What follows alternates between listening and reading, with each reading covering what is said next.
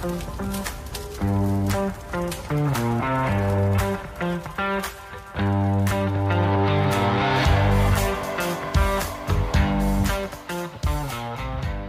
and welcome to Fire Headlines, where we cover the hottest topics in fire service news. I'm your host, Samantha Didion, and today I am joined by the panel, Chief Bob Horton and Chief Jeff Buchanan.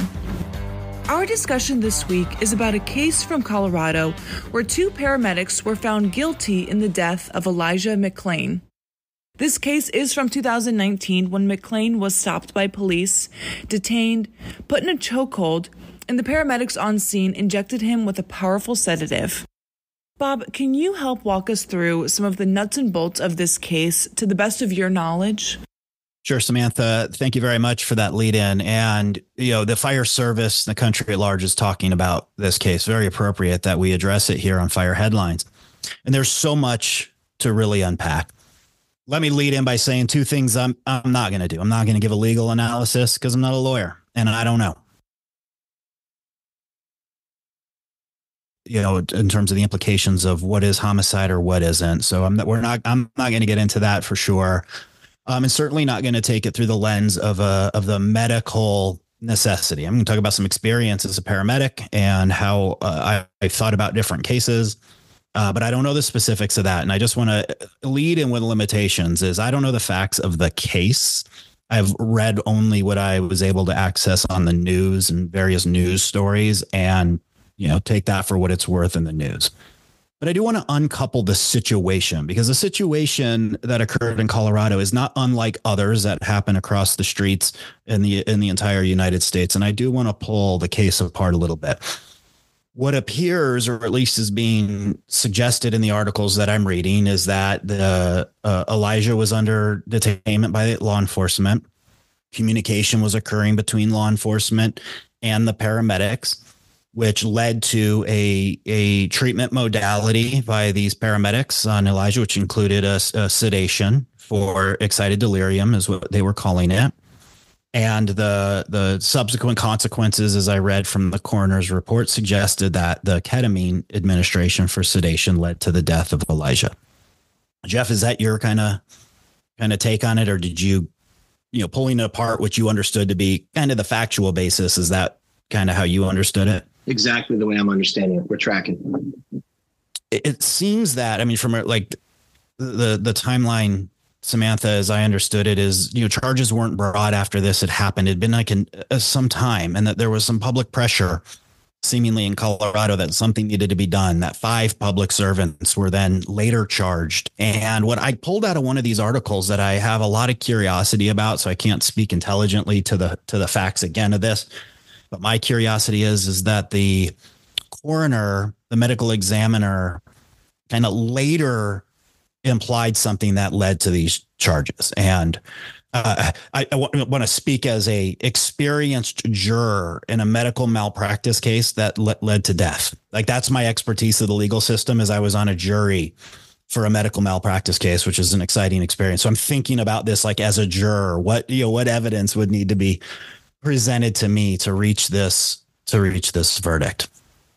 And that was my curiosity, is what changed from the time medical examination was done to this later comment, if that's in fact true, that changed the medical examiner's mind. And I can see why people would be concerned that it was some kind of social or political pressure, which is what some of the comments have been that I've seen out in social media. But let me get back to some of the more specifics. And as I want to pull this case apart, there are two things that I want to really highlight about this case that stood out in my mind. We have a challenge of, conflict at the boundaries is what I call it. And when you start to see areas of conflict all through public administration, but this is very specific to the practice in the field of emergency responses. This is what I'm calling the boundary here, this intersection between a law enforcement response and a medical response. Because there's a lot of clarity about how we approach a call that is purely medical or fire department related. And then there's a lot of clarity about calls that are just law enforcement.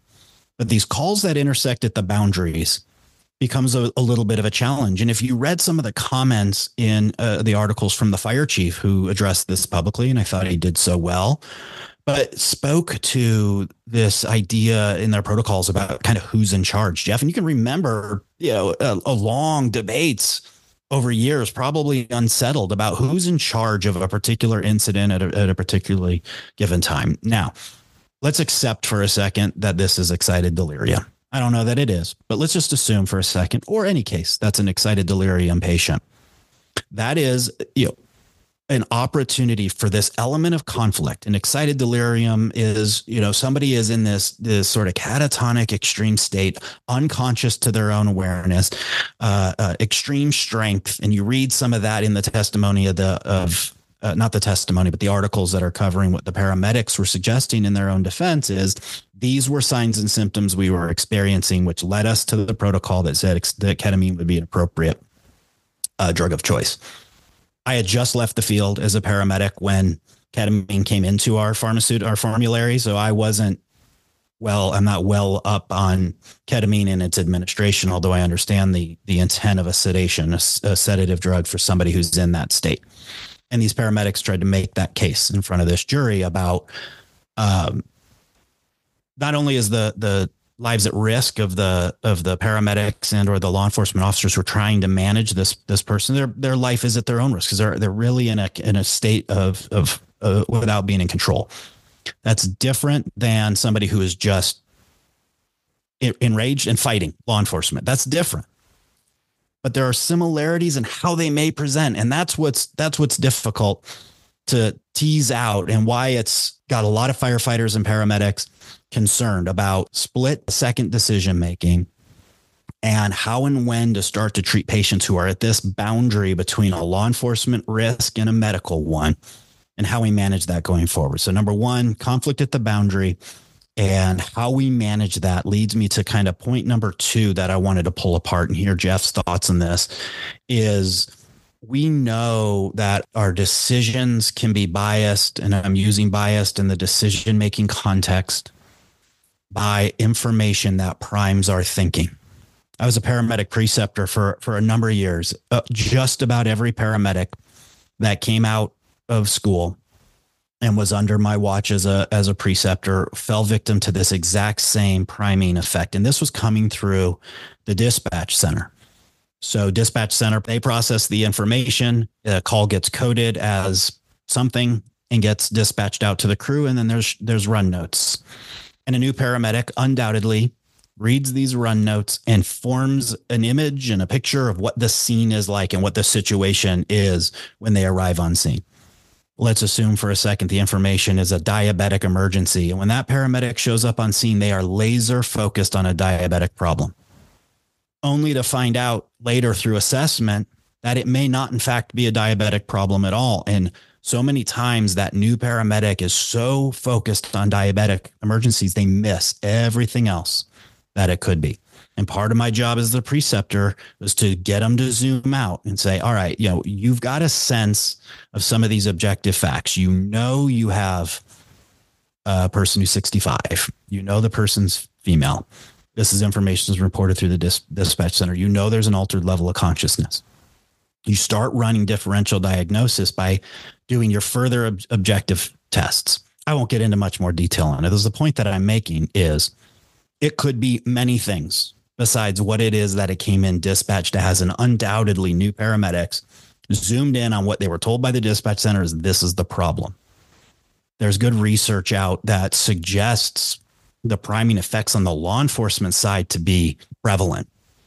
Meaning this particular study talked about the likelihood of an officer involved shooting increased when dispatch center had shared with that officer responding about the gun, information about the gun. And I'm not getting the study fully right, so I don't want to give it too much time. But this idea of information that's being planted in the brain that's leading us to the subsequent decision making is an area that we just need to be mindful. Like we're all sort of victim to that. That is how we think, because we use heuristics, shortcuts to help us with decision making. And this is a shortcut information that how we're primed, how it's framed in our mind when we get there. So whether it's from the dispatch center or these responders who show up on scene are being told something by law enforcement, can color in your mind what the situation, how it's presenting itself, and you don't do an assessment from start to finish the way that we've been taught. This case is highlighting where those challenges. So you got this conflict between a medical and a police call. You've got information coming from law enforcement that's being used by paramedics to make determination about what their condition is, because law saw this, therefore it was that.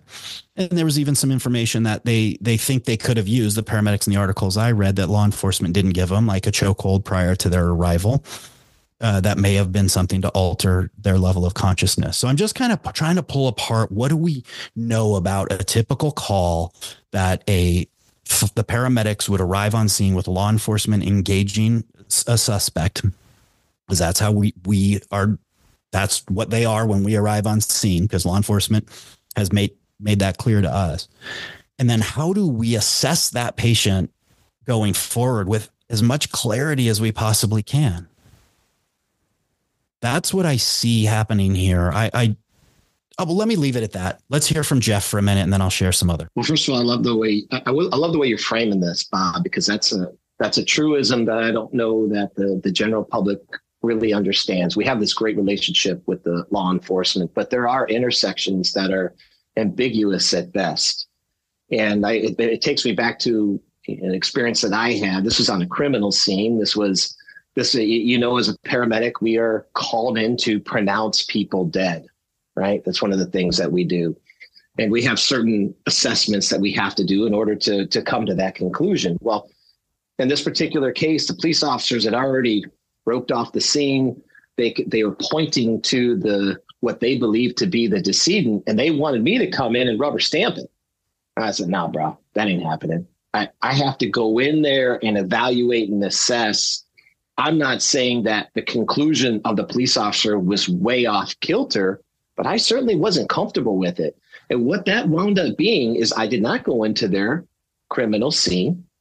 And I had to go back and tell my captain at the time that I made a call. And there was a little bit of a rift there, like, hey, how come the fire guy didn't do what he was supposed to? And my position was, hey, I wasn't comfortable. We had this intersection, this boundary that you were talking about. We couldn't reconcile. And I put that into this situation because I really, really think it's important to, again, illuminate what you're already saying is you have this very, very accelerated situation.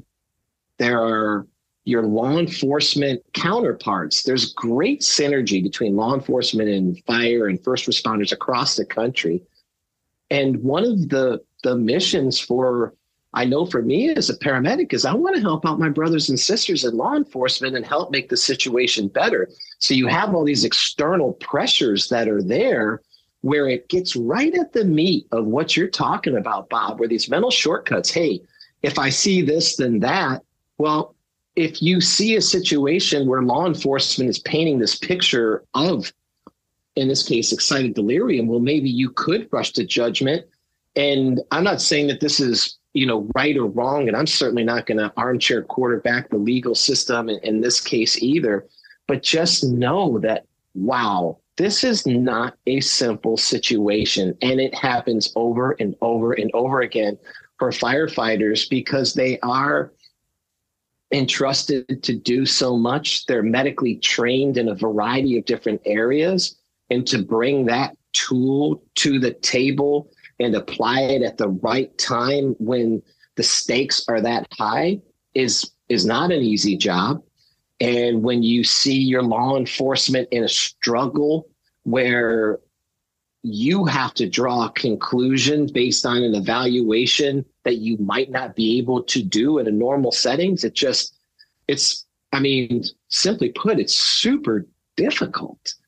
And I just don't think that that's something that the general public really, really gets their arms around. And I really like the way you frame this challenge of the intersection between the boundaries of law enforcement and, first responders, firefighters, providing medical care. Again, what most people don't realize is that you pick a fire department across the country, mostly what they're doing is not slaying the beast. It's not fighting fire.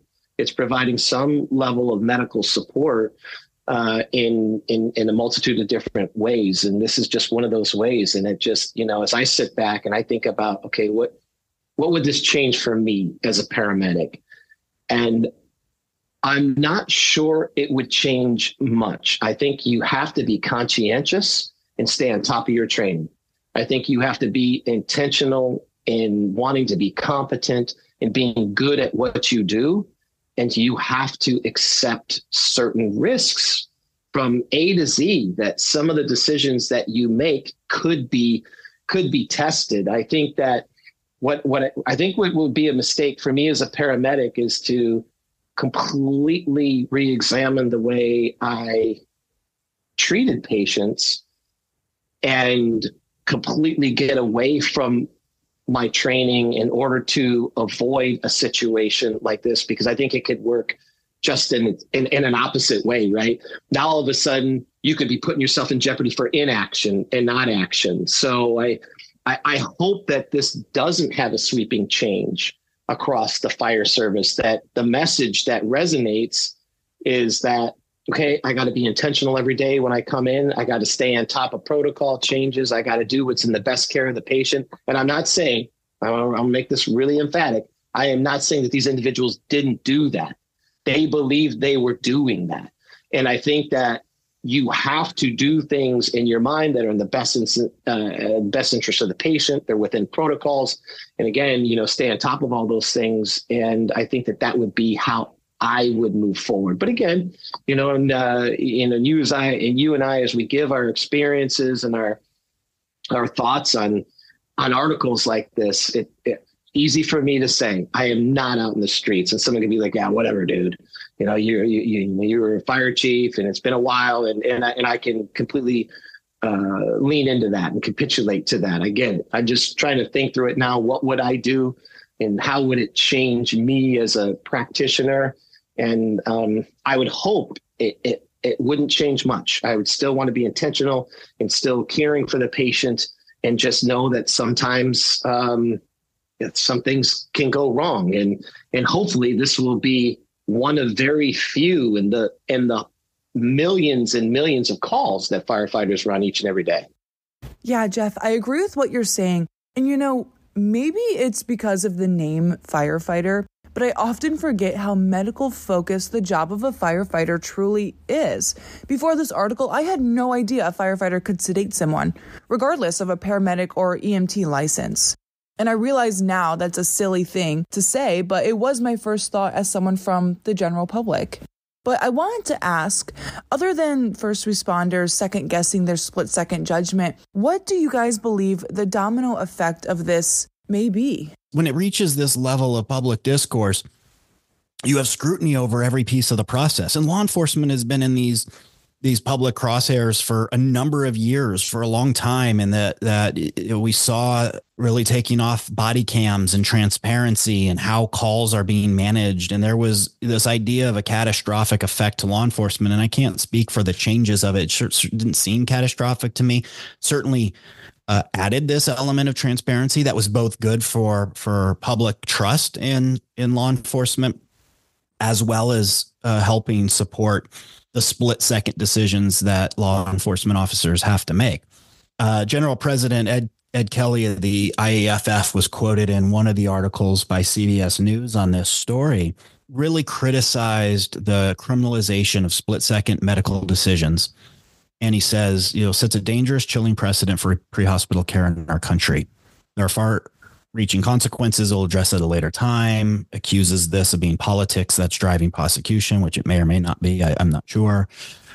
Forcing firefighters and paramedics to second-guess decisions, public safety is compromised. And I agree with him in that statement. I mean, I agree that when your split-second decisions are challenged, and when you reach this point where you're criminalized for your work, that has to send a chill to everybody who has to make these decisions, very difficult decisions. I mean, one of the things about ketamine administration that a medical provider should be more appropriate to at least comment on why this is so important. But as a paramedic, when you're trained in your dosing, the difference between 140 something pounds he was and the 200 pounds that these firefighters projected him to be is significant in the dosing. But how do you train somebody other than who works in a circus to figure out what somebody weighs? I know what I weigh, and I'm like, you look kind of similar to me, so I'll adjust up and down a little bit based to that. But like, that's the measuring stick that we have. We don't have the luxury of a hospital setting to have them on a bed that tells you how much they weigh. So I'm not sure where exactly I was going with that. I'm thinking about how this would affect me, and the decisions that I would make, and I would be mortified if this happened, that a patient died, under my care, which happens, by the way. I mean, patients died under my care, and I was accused of my act as a paramedic having led to somebody's death. I was accused of that as a paramedic, and I was mortified by that. By that notion. The difference between it coming, back on me in some way, or I don't know that it would have, I suppose it could have led to a criminal conviction, was the findings of the medical examiner. The medical examiner's findings exonerated any chance that this had anything to do with our care as EMS providers to this gentleman who was riddled with cancer and died as a result of his cancer. And the reason why they were mad at us is he fell over. He went to stand up. We went to go try to assist him. He was standing up before we were prepared to transition him from couch to gurney. And he goes to stand up on his own and has a syncopal, passes out, and falls to the ground, and accused us of causing the fall that led to his subsequent death. Very different than the case that we're talking about here, but not so much in, accusing EMS of being a contributing factor to somebody's death. I equally would be mortified if I didn't treat a patient for sedation who was at risk to themselves, and something bad happened to them, or bad happened to law enforcement or someone else in this sequence of care as a result of my hesitancy to administer a sedation medication that I've been trained to do, that the protocol says I should have used. Right. So these cases are so nuanced and they're so difficult, and the decisions that our providers have to make in the field are split second.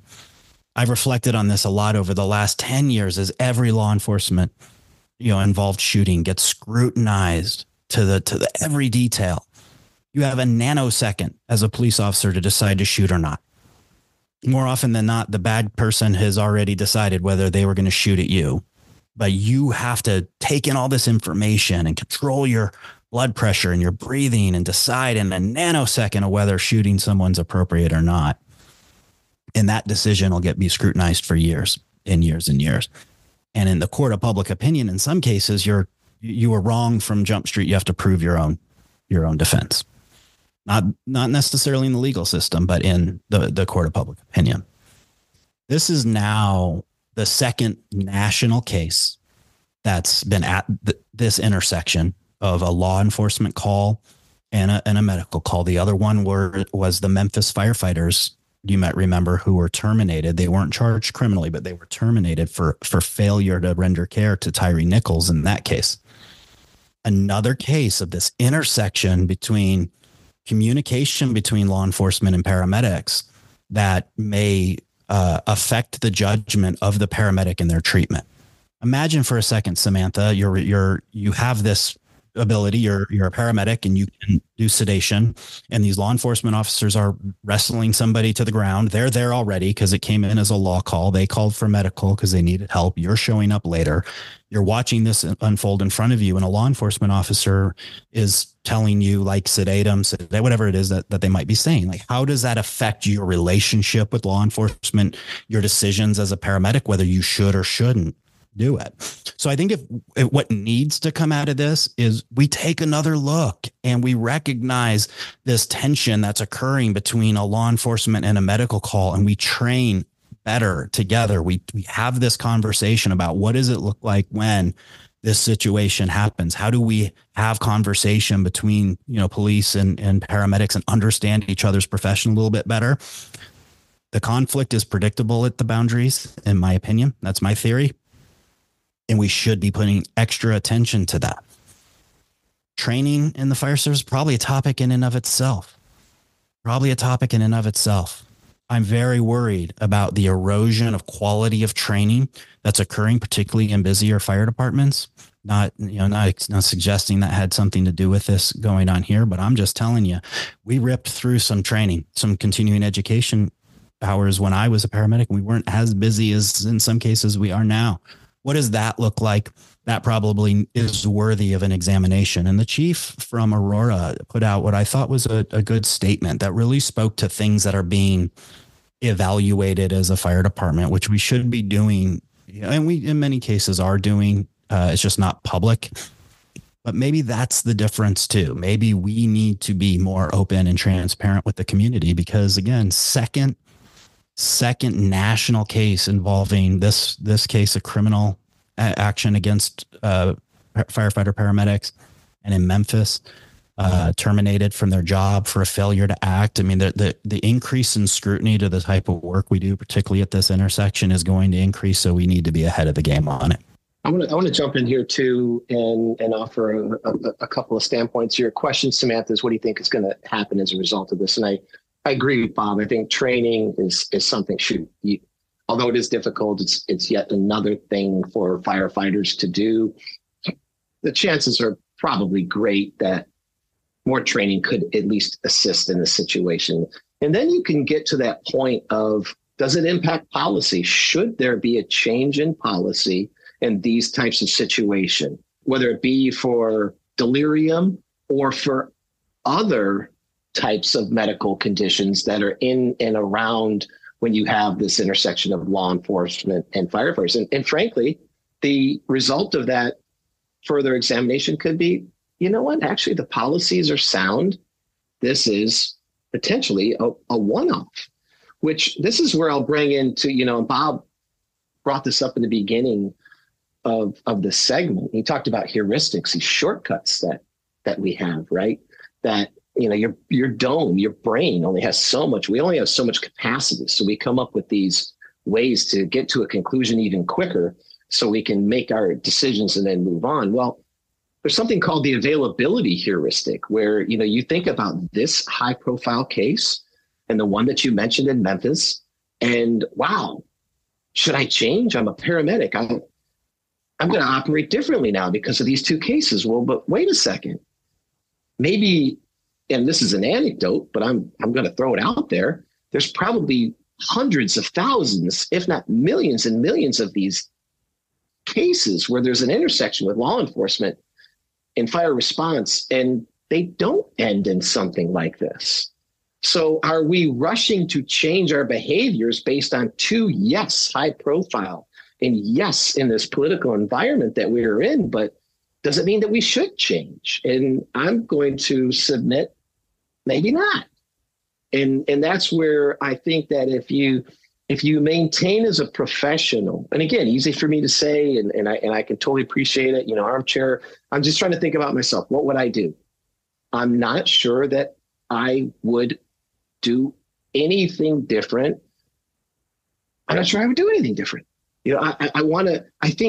I think most firefighters want to be really, really good at what they do. I think most firefighters have compassion for people and want to help others, and they want to work well with law enforcement, and they want to be known as a man or a woman who is darn good at their job. And so it will be doing everything you can to fulfill those goals. And but there could be, or there might not be, a policy opportunity here that could improve the situation. So it's certainly a thought-provoking, and it's interesting discussion. My heart does go out to all of the individuals involved here. This is super complicated. It's super just hard to pull apart. And, it just is, it's tragedy all the way around the board for the firefighters that were impacted, the police officers are impacted, of course, the patient who died as a result, the entire fire department, the fire industry. There's a lot of people that are going to take a look at this and be like, they're going to scratch their heads and, should I make a change in what I do and what's going to happen to me now? So It's definitely something that I'm glad we're talking about, and hopefully people at least, give it some thought. I pulled out, Samantha, out of this article conversation from a policy perspective, Jeff, and that's an excellent point in Colorado that has to do with excited delirium in general. And this is going back to October of 2023. And this particular article, the headline is Colorado may soon bar police and coroners from referencing excited delirium in lethal force cases.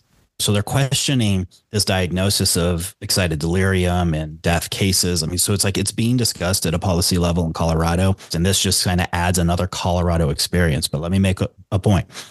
Excited delirium, it has a protocol, and the paramedics, according to their defense, followed that protocol. So whether excited delirium should or shouldn't be in it is a different conversation of what was the training and the rule on the ground at the time that was being applied in this particular case. Thank you for sharing that bit, Bob. And to reiterate what Jeff said, our hearts go out to everyone involved and impacted by this case. If you'd like to learn more, the link to the article that we discussed can be found in our show notes. But thank you, Chiefs, for joining us today, and thank you to our listeners for tuning in. If you haven't already, be sure to subscribe, and if you have a question for the panel, please reach out to us at fireheadlines@wfca.com and let us know what's on your mind. We'll see you back here next week for more Fire Headlines.